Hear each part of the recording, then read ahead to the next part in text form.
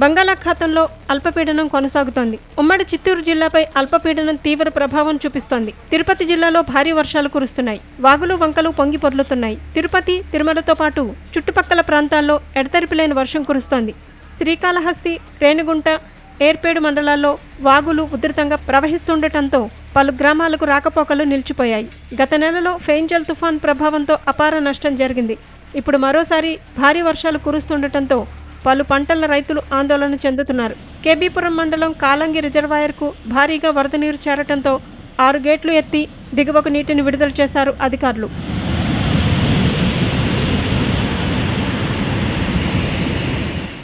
పిచ్చాటూరు మండలంలోని అరుణా నది పొంగి పొర్లుతోంది. 31 అడుగుల నీటి మట్టం చేరటంతో ఆరణియార్ ప్రాజెక్టు జలకల సంతరించుకుంది. కాజ్వేలపై వర్షపు నీరు ఉధృతంగా ప్రవహిస్తోంది.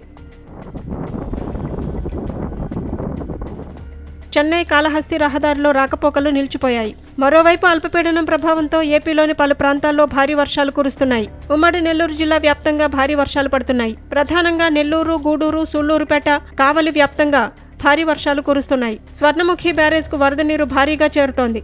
మరో 2 రోజుల పాటు మోస్తరు నుంచి భారీ వర్షాలు కురుస్తాయనే వాతావరణ శాఖ హెచ్చరికలతో అధికార యంత్రాంగం అలర్ట్ అయింది. ఇటు తమిళనాడుపైన అల్పపీడనం ఎఫెక్ట్ తీవ్రంగా కనిపిస్తోంది. తమిళనాడులో మరోసారి కుండపోత వర్షాలు కురుస్తున్నాయి. చెన్నైలోని పలు ప్రాంతాలు జలమయమయ్యాయి. దాంతో జనం తీవ్ర ఇబ్బందులు పడుతున్నారు. తమిళనాడులోని 17 జిల్లాలకు వాతావరణ శాఖ రెడ్ అలర్ట్ జారీ చేసింది. అటు వాతావరణం అనుకూలించకపోవడంతో చెన్నై ఎయిర్పోర్టు నుంచి విమానాల రాకపోకలకు అంతరాయం కలుగుతోంది.